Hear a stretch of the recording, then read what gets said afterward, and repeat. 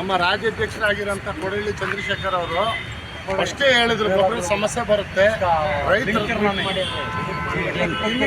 Limit ಮಾಡಿರೋದು main limit ಮಾಡಿರೋಂಥ ಗೊಬ್ಬರನ ಏನಿವತ್ತು ಲಿಮಿಟ್ ಮಾಡಿ ಅದೇನೋ ಲಿಂಕ್ ಮಾಡೋದು.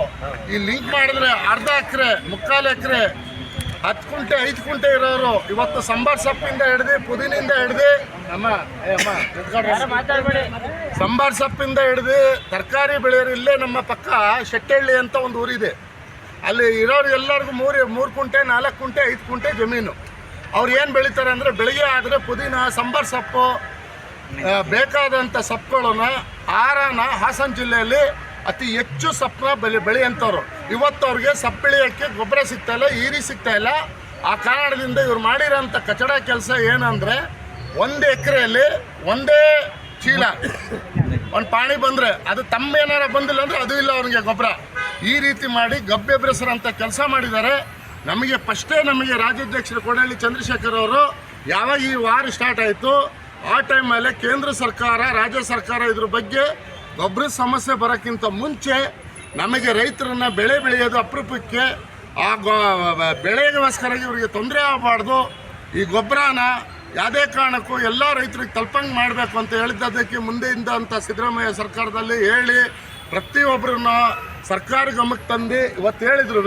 ಇವತ್ತು ಸಮಸ್ಯೆ ಏನು ತಂದಿದ್ದಾರೆ ಅಂದರೆ, ಗೊಬ್ಬರನೇ ಸಿಗ್ತಾಯಿಲ್ಲ.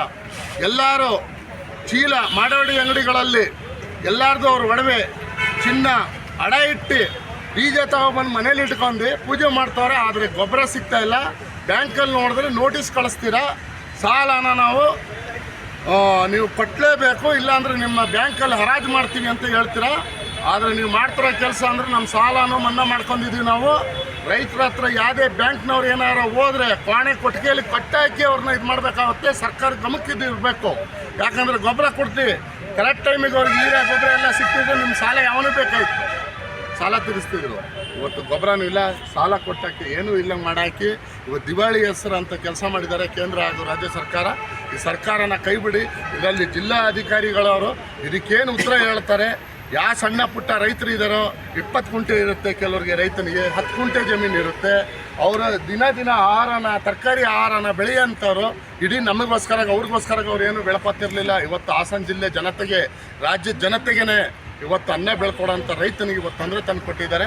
ಈ ತೊಂದರೆನ ಆಗಬಾರ್ದು. ಇವತ್ತು ಜಿಲ್ಲಾಧಿಕಾರಿಯವರು ಇದ್ರ ಬಗ್ಗೆ ಸೂಕ್ತವಾಗಿ ತೀರ್ಮಾನ ತಗೊಂಡು ಆದಷ್ಟು ಬೇಗ ಗೊಬ್ಬರ ಸಮಸ್ಯೆನ ಬಗೆಯಿರಬೇಕು. ಮಳೆ ಬರ್ತಾರೋದು ನೋಡ್ರೆ ಅಪರೂಪಕ್ಕೆ ಒಂದೊಂದು ಮಳೆ, ಬೀಜ ನೋಡಿದ್ರೆ ಸಾಲ ಪಾಲ ಮಾಡಿ ಇಲ್ಲಿ ತಗೊಂಡು ಇಟ್ಕೊಂಡಿದ್ರೆ ಇವರು ಗೊಬ್ಬರ ಸಿಗ್ತಾಯಿಲ್ಲ. ನೀವು ಪಾಣಿ ತಂದರೆ ಒಂದು ನೀವು ಕೊಟ್ಟರೆ ನಿಮಗೆ ಗೊಬ್ಬರ ಇಲ್ಲ ಅಂತಾರಲ್ಲ, ನಾಚಿಕೆಡಾಗಬೇಕು ಇವ್ರಿಗೆ. ಏನು ತಿನ್ನಬೇಕು? ಗ್ಯಾಸು ಹೊರಗಡೆ ಎಷ್ಟು ದಿನ ಕೊಟ್ಟ, ಬರೀ ಗ್ಯಾಸ್ ಸಿಗ್ತಾಯಿಲ್ಲ ಅನ್ನೋಕ್ಕೋಸ್ಕರ ಇವತ್ತೇನಾಯಿತು. ಇಲ್ಲಿನ ರೈತರನ್ನ ಫಸ್ಟ್ ಗಮನ ತಗೊಳ್ಳಿ. ಯಾವನ ಅಕ್ಕಿ ಕೊಡ್ತಾವನು ಹೊಡೆದೋನು ಅಂದರೆ ಅದಲ್ಲ.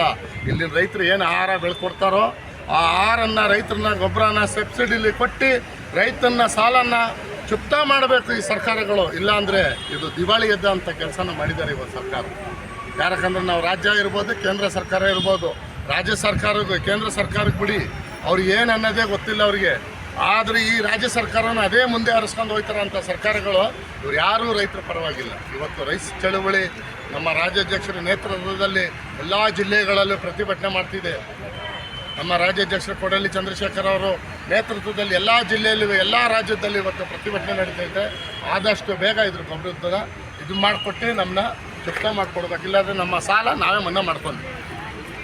ಕರ್ನಾಟಕ ರಾಜ್ಯ ರೈತ ಸಂಘಕ್ಕೆ 2000 ಮಾಡಿದ್ರು, ಆಮೇಲೆ 2350 ಮಾಡಿದ್ರು, ಈಗ 2450 ಮಾಡಿದರೆ ಈ ರೀತಿ ಗೊಬ್ಬರದ ರೇಟನ್ನು ಜಾಸ್ತಿ ಮಾಡಿದ್ರೆ ರೈತ ಹೆಂಗೆ ಬೆಳೆಯೋದು, ಅವ್ರಿಗೇನು ಉಳಿಯುತ್ತೆ? ಮತ್ತು 19 ಹೋದ ವರ್ಷ ಅಂದರೆ ಒಂದು 2-3 ವರ್ಷ ಹಿಂದೆ ಕೇವಲ 950 ಇತ್ತು.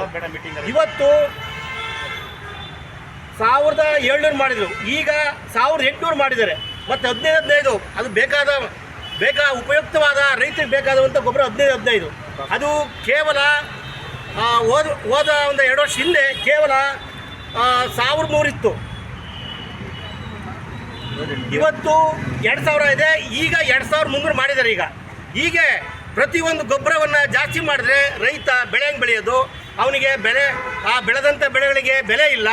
ಈಗ ಅದೇ ರೈತ ಉಳಿತಾನ ಈ ರಾಜ್ಯದಲ್ಲಿ. ಆದ್ದರಿಂದ ಏನು ಸೆಂಟ್ರಲ್ ಗೌರ್ಮೆಂಟು ಸಬ್ಸಿಡಿಯನ್ನು ಏನು ಕೊಡ್ತಾ ಇದ್ದೀರಾ, ಅದೇ ರೀತಿ ಸ್ಟೇಟ್ ಗೌರ್ಮೆಂಟು ಈ ಒಂದು ಗೊಬ್ಬರಗಳಿಗೆ ಸಬ್ಸಿಡಿಯನ್ನು ಕೊಟ್ಟು ಈ ಗೊಬ್ಬರದ ರೇಟ್ ಕಡಿಮೆ ಮಾಡಿ ಆ ಗೊಬ್ಬರವನ್ನು ಸರಿಯಾದ ಸಮಯದಲ್ಲಿ ರೈತರಿಗೆ ಸಿಗಂಗೆ ಮಾಡಬೇಕು ಅಂತ ನಾವು ರಾಜ್ಯ ಸರ್ಕಾರವನ್ನು ಒತ್ತಾಯ ಮಾಡ್ತಾ ಇದ್ದೀವಿ.